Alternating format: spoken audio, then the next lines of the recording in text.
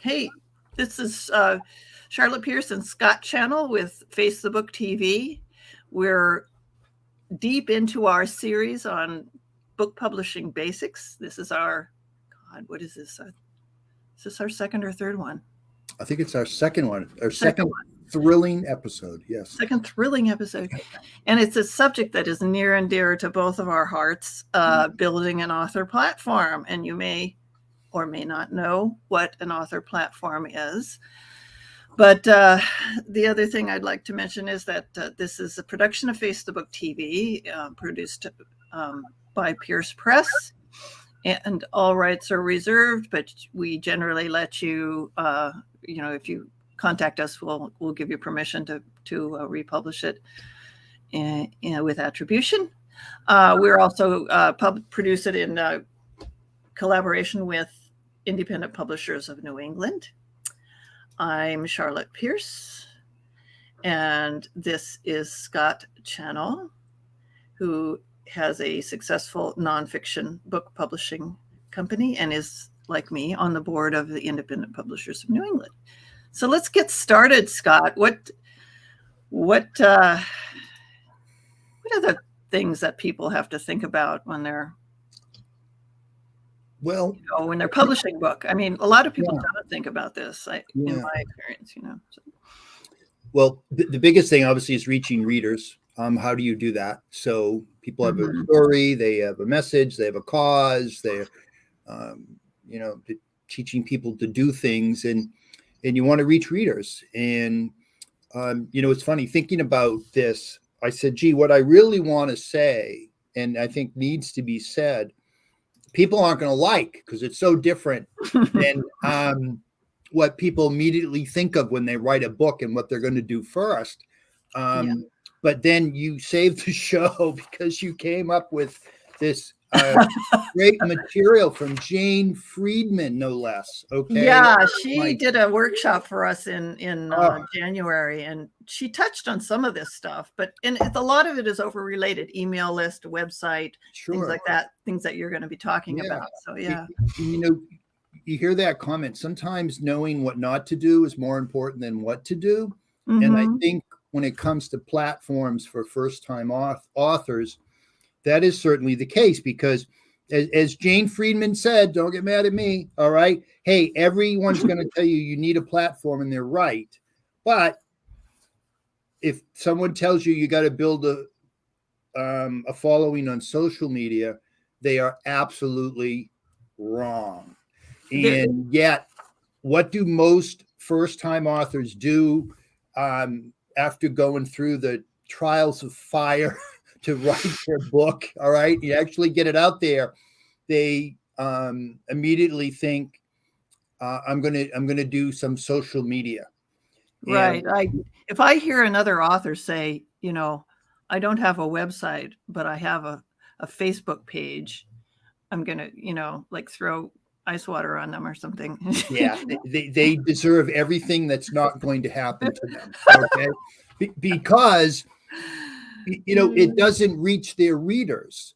So in building a platform, doing Facebook or Instagram or TikTok or whatever you're doing isn't a platform, and it isn't a foundation upon which to reach readers and build a little club or community that you can control and manage and monetize. So social media is not a platform, but what is a platform? In trying to define it, I read a bunch of things, but what made the most sense to me, your platform is sort of your core method in which you orchestrate an experience across all channels. And you drive engagement that way, you monetize that way. So for your platform is going to start out with a website and an email list. And that's something that you can control. And then you orchestrate all these other channels, of the numerous, too many to mention, but they all feed back to the mothership. Because by orchestrating, you mean like have a brand, like a logo or a common visual thing? common visual thing. It can be to amplify something on your website. So if one of your core method almost always is going to be your website, going to be blogging, what's on your website, your email list, but you can amplify something that's on your website through these social media channels. But the purpose is to drive them back to your home base. Okay. So what would you advise that every social media post should have your website URL in it? Yeah, if that usually is going to be your core platform, and it's what you can control to manage a relationship, get them on your email list. And I'll say flat out, Charlotte, if people don't have a website and an email list, you are lost. You're doomed. I'm sorry. Without doing those two things, you don't have a foundation. Otherwise you've got a hobby. You don't have which is fine. It's fine to have a hobby and publish books through your hobby. But if you want to make a business out of it. Yeah. Right. Maybe to move on to the next slide, talking about two keys is, it's about reaching readers. It's all about reaching readers. So doing stuff. Okay. You may be familiar with Facebook, you may be familiar with Instagram or whatever. So you think by posting on that you're actually doing something. Well, you're not, because the whole goal is to reach your readers. You're going to reach the cat lady and your neighbor next door, and they may not want to buy your book. Exactly. And you want to control. So you've got to reach your readers, which means you have to have a sense of who your readers are and where they are. And if you've got 50,000 readers, 50 million potential readers, across the country or the world, your Instagram posts that reach very few people are not touching them at all. And you're deluding yourself to think that you are. So, and you don't control that platform, because it's always in the news about that they change the rules, they change the algorithm, so you don't control who gets to see your stuff. So, I remember back when, I think I joined Facebook in 2007 or 8, but you could grow it, not ultimately, but you could grow a little organic following then. Sure. But they've totally changed it. They're so sophisticated that all you can do now really to attract attention to a specific topic is advertise. And they're getting, they got my $5 today for my ad that I'm running.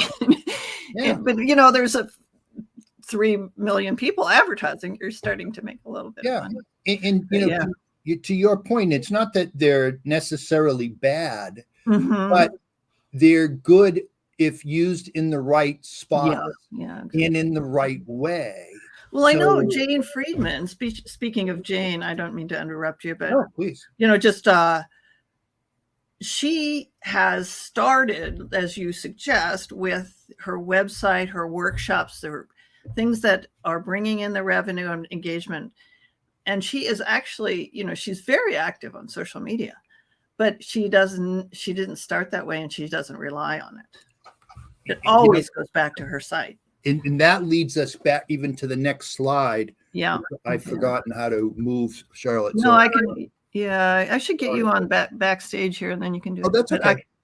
So to your point, though, so the key, you're looking to connect with your universe of readers. So you need to know who they are, where to find them, and you want to reach as many as you can, and measure and track. So even if you're, no matter what you're doing, you should have a sense of, well, how many people are actually seeing your content, and having a sense of that. Because if you're, if there might be 1 million readers for your particular type of book, and yet you start out with something that you're familiar with, but it's barely making a dent in them, that's not the place that you should be. So you connect with your readers. You've got to measure and track how many of them you are reaching. And they make it really, no matter what platform you're on, they're all sort of digital tools that, allow you to track who's seeing things. So get a sense of it. And if you're not going deep enough into your pool select another tool and be consistent about it. So no matter what you do, whether you're blogging, you're sending emails, you're posting videos, whatever you do, be consistent about it, because nothing works if it isn't consistent. Yeah, devil's advocate. I mean, I am trying to do that myself now, is to develop a system where I can, see stuff at a glance, like what's working where, like a dashboard or something like but that. it takes it takes a lot of regular effort, and I think people sort of take a stab at it sometimes and then give up because it's almost like you almost have to be each one of these platforms is almost a job in itself. Yeah. So, sure, they make it easy to throw some stuff on the wall. But in terms of actually using it to its full potential, or even close to its full potential, you really have to dig deep and engage in some deep learning in order to get the most out of any of these platforms. And actually, we're going to come to that point in great. In a couple of slides. But the other thing is about being very authentic, finding your own voice. So if you have a story to tell, or, a point of view, a cause, whatever you're doing, be authentic. It's your voice. You have to own it, and don't be afraid of having a point of view. That is what your readers will connect with. So they will. They're, that people can tell. They can sniff it out. They absolutely can tell if you're phony, or in this world of where so much content is even AI generated or very superficial. That's the stuff that's going to get passed over and ignored, and people will not come back to it. So don't be afraid to be authentic and have a point of view. And rough edges. Shout it out. Okay. Yeah, exactly. Yeah. No, I get it. But to your point on the next slide about it's so difficult to use these tools in depth. When you go back to how people start, and you were talking about Jane, how she started with her website, and now she's all over the place. You've got to start with one thing. So you've got to focus on one target audience. All right. You've got to have one mission, whether it be to tell a story, advance a cause, teach people something. If you're like me and, nonfiction, you want to get good at one content type. So for some, it might be, they're great at writing, so they like to blog. Someone else might be great at video production, or someone else. Like we're doing right now, we have, we're doing a podcast and it's live streamed. We pull the audio for distribution on the podcast apps, and it's growing. People tell me all the time, I saw your podcast, or I saw your book,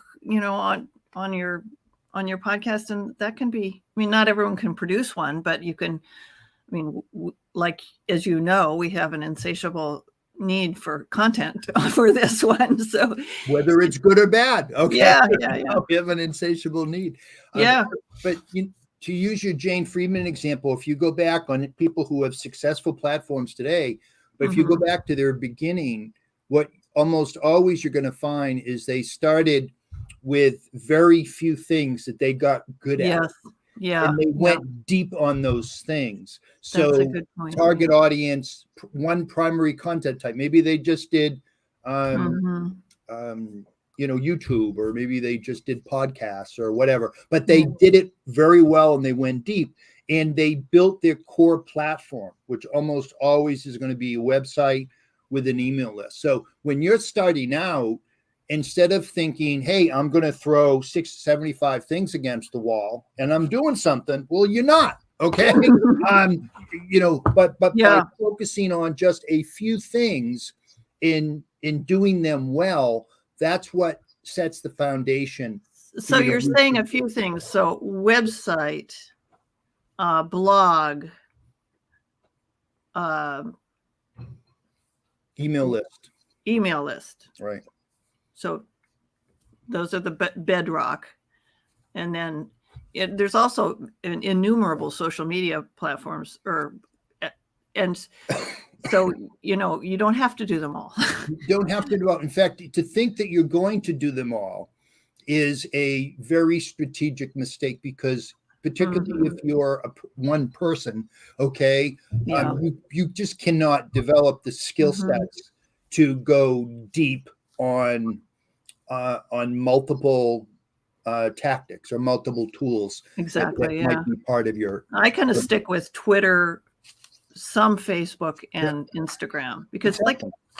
like Instagram for certain things is just wildly, you know, active and engaging. So, but I try to send people back to my website too, as you suggest. Yeah, home base. And why that's important is that you have some degree of control.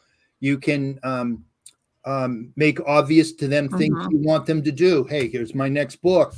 Hey, here's my how you sign up for my email list to get on the messages. Here's how you share with a friend, and you control it and you own it. Okay, no one's going to take that away from you. So with the next slide, one thing people are overwhelmed. You know, it's so easy today to learn from the best. You know, you can identify authors in your genre or just successful authors in general and see what they do, and learn about them and study their platforms, how they started, how they built it, the marketing methods they use, what different revenue streams. And a lot of times people will be happy to talk to you. They want to, you know, if you figure out how to get to them the right way, you know, like Jane, you know, she'll respond to emails. It's just incredible. I don't know how many she gets in a day, but she always manages to get back to people. Yeah. And you know, I don't want to swamp her with email, but no, but it's just you know, particularly in the author community, there are tons of people who are willing to help. Yeah. But if you're a first-time author, you know, you make sure you do your work first. Okay. I mean, people who were successful read a lot of books, had a lot of experience. They tried things that didn't work. So don't expect them to take their time to fill you in on basics that you very easily could have read about or informed yourself on before. And use them for things that you can't learn in other places if someone's willing to give you their time. Right. Okay, so I just wanted to stop for a second and just say you're watching Facebook TV or listening to it, and you can get all the show notes. Don't even worry about taking notes, because we'll put the show notes on piercepress.com/ oh God, what is it? Author platform.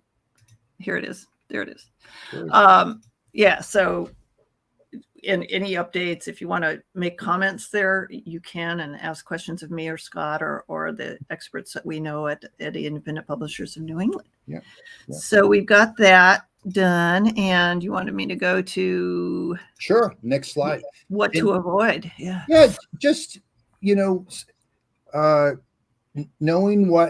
staying away from the most common boo-boos, you know, makes us smarter. And so if you immediately leap toward what you're familiar with, usually that's not going to be correct in terms of what you should be doing. And so if you're like on Facebook because your kid is a teenager, or you're familiar with it, and it sounds great.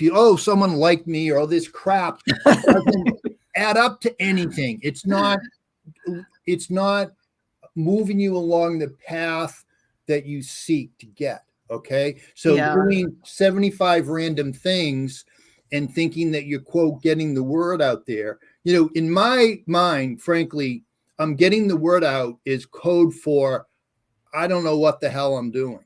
All right. Because what it means is you're not making purposeful decisions, and you're substituting busyness and activity with being on a path to a result that you seek. You're throwing spaghetti at the wall. They're absolutely not the same thing. And particularly today, Charlotte, my God, it's so hard if you're an unknown, to get a foundation, or to break through, or just to get a small audience that's loyal to you that you can build. And you're not going to be able to do that if you're spreading yourself out in too many Mhm. directions. So when you look at the people who build successful platforms or reach their readers, they usually started in a very focused way with one or very few things, and they were an inch wide and a mile deep rather than being a mile Yeah, I wide think you've and an got inch those on a deep. yeah. Yeah. So, being a jack of all trades and think, oh, I'm so busy and I'm doing all this stuff. That's not a plan. It's not a plan. And Yeah. and personally, I have to tell you, I when I hear a new author who's worked so hard to get a book out or whatever, and all the time and that it takes to, put your heart and soul into that and get it out there so people can buy it. And then when I hear them say, oh, I'm going to do social media, I go, oh my God, because I feel bad for them Yeah. because Because they've given their heart and soul to this project, and they're just right. And then typically 6 months after that, they spend all this time, they're frustrated, they don't know what works, they're burnt out. And it's such a shame, particularly if they had a good story to tell, a message that people would have loved to hear, but it didn't even get out of the gate because of a lack of focus on the few things that would be a foundation for you that's reaching just soul your crushing. audience. It's soul crushing and unnecessary. Yeah. Unnecessary. And I feel bad for people like that. But yeah, so I think, to save your sanity, I like your point at the bottom, stay focused, get good at one or a very few things. Just don't try to do everything. Don't try to do everything. Yeah. And do what works. Don't do what most people tell you to do or what you're familiar with, but develop an independent sense of how ultimately successful authors reach their readers. Do those things. Yeah. Okay. God, I could tell myself that every morning when I get up and still not say it enough, It's discipline, Yeah, it's discipline. really discipline. So are we done with that set of points? Yeah, that's it. Jack Just of all a trades. I summary. like that. Yeah, I like that very much. I think that if this session does nothing more than give you focus and get you to challenge yourself in terms of maybe what your preconceived notions are of what you should do to reach your readers. Okay. It's not getting the word out there. It's reaching your readers. Good. Such a good point. I mean, it's just like the terminology really makes a difference. The words matter. Reach your readers. And we, we're kind of focusing on that at the Independent Publishers of New England this year because, marketing and reaching readers, as you said, not getting the word out, is probably, the number one issue that our members encounter. So to join and just take part in the discussions. And I always get a lot from what I call the side talk that people throw out, and from their real experiences. And you get that with IPNY, and people are very generous with their time, particularly if you've done your work first. Okay. You can get those things on the edges that make a big difference. Right. Because in the past, we've had some people, off and on, they join because they couldn't sell their book. They hadn't built their platform. And then joining IPNY, and magic didn't happen, because they didn't engage. They just kind of expected to come to them. Right. And it's, everyone who joins the organization and gets engaged like you have, and, we're having a really great board of directors now, but, they just kind of make it happen for themselves. And then people warm up to it. It's kind of like a pyramid. Yeah. Right. If you're looking for confirmation that what you want to do is what you should do, you're probably going to fail. But if you are really laser focused and objective, kind of step outside of yourself and say, wait a minute, people have done this. Okay. And how have they done it? And you learn the stories and you stay closer to the principles that we're talking about here. Good website, do a few things really well before you start expanding. That's the way to start to reach your readers and really, engage and then eventually monetize them, because now they're in your circle and you own it, you control it, and you're going to interact with them in a way that helps them and serves your purpose too. Because you're going to give them value. Give them great value. You want, what is it? Maya Angelou said, people will never remember what you said, what you did, but they'll remember how you made them feel. Yeah, exactly correct. So whatever your platform tools are, so in your website, whether it's blogging, video, audio, YouTube, podcasting, to your point, you can communicate with your readers in a way that you're comfortable with, that they respond to. Just pick your spots and do it well. And reach your readers and know how many you're reaching. Just don't do a lot of activity and thinking you're doing something, because most of the time, activity on the wrong road is not going to get you where you want to go. It's going to deplete your energy. Exactly. You get frustrated. It's unnecessary. Yeah. Well, I'm a rower, and our coaches are always saying that, don't work so hard. Work efficiently. Yeah. And it's unfamiliar. I mean, in writing, equated to art, you do all this work, you have no clue how the universe is going to accept it. But that's the gig. That's what you choose when you write or create. Yeah. And, put yourself in the best position to succeed by reaching the people who are most likely to benefit from it or enjoy it. And today, you can track that stuff. You can identify different segments of readers, and there's no reason for you to be sort of guessing, or, like you say, throwing spaghetti on the wall, thinking you're doing something. You can work a good, solid plan. Right. Excellent advice. And again, if you're listening, our website where this show notes will be posted, and all the notes that you need to kind of review what we talked about today are at piercepress.com/author-platform. And our other episodes of Face the Book TV are up there too. So you can go back. It's a lot of evergreen content, to be honest.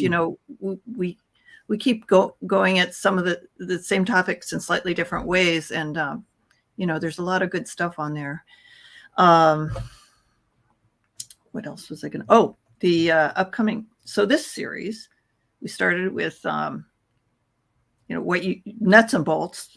And this is publishing. Let's see. Oh, let me roll it forward. The nuts and bolts was just kind of like the basics where you start, and some of the things we've been talking about today. But building your author platform is today. And then the miracle of marketing. You want to give a little preview of that episode coming up in 3 weeks? Sure. So, hey, there's obviously a lot of techniques, but, we're going to go over and help prioritize things. So as to point number 4, the tools and methods that you can use to reach your readers. Yeah. And it's so fun when you start getting orders. It's just like, oh yeah, it's great. It's like the reward is so, and it's all the better because you've done it the right way. Yeah, you see your website visits going up. You see people signing on for your material. Yeah, people give you little comments about how much they enjoyed what you did. Reaching your readers. We'll be talking about. We're talking about email lists as well, right?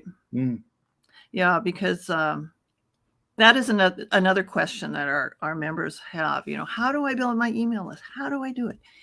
And there's a lot of material out there. In fact, I think Jane Friedman has a lot of free information on her site to get you started, and IPNE does also. And we have IPNE has a free regional groups, and they're on Zoom, so anyone can join.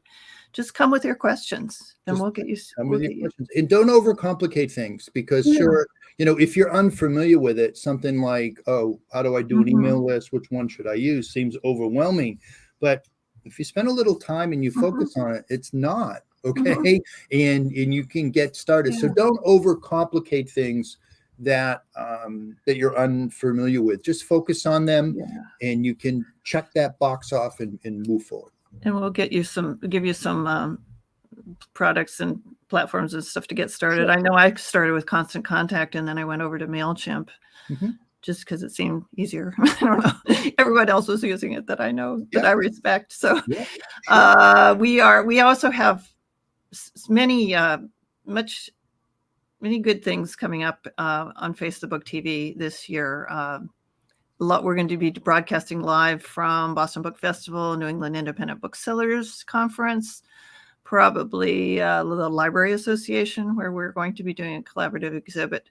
So people who join the organization can participate in our cooperative exhibits. So we get the table and you pay a fee to display your books. Please contact us if you're interested in that. And book discovery, big topic that's coming up this year. This is my promo for my the children's book that I'm publishing this summer, the Mystical, Magical, Abracadabrical Daniel McDougall McDouglas McFly. And I can't say that 5 times fast. But. Yeah, well, my grandkids love the first one, so that's good. Yeah, well, Oceans Alive. It's about saving the oceans, and this kid who wears a kilt. He's there on the screen. He enlists his friends, so there's this collaborative aspect to it. It's a beautifully illustrated. Yeah, I love it. Connect with us. Facebook TV hashtag. If you're an IPNE, Independent Publishers of New England member, you can use the hashtag IPNE member, and we'll give you stuff. Maybe Scott will give you a little consult about something. Sure. I'll talk about something too, but please do it, and we like to find people out there who are interested in publishing interesting books. There they are, the hashtags. Again, piercepress.com/author-platform. And let's put us on here. And what else? Any final thoughts, Scott? That's it. All this is possible. Little focus, decent game plan, and you can reach your readers, and the rest can be history. So yeah, it's satisfying. Thank you so much, Scott. We'll talk in 3 weeks. We'll have I remember. Oh, the Miracle of Marketing. Yeah, sure. So we'll see you then. Thanks, Charlotte.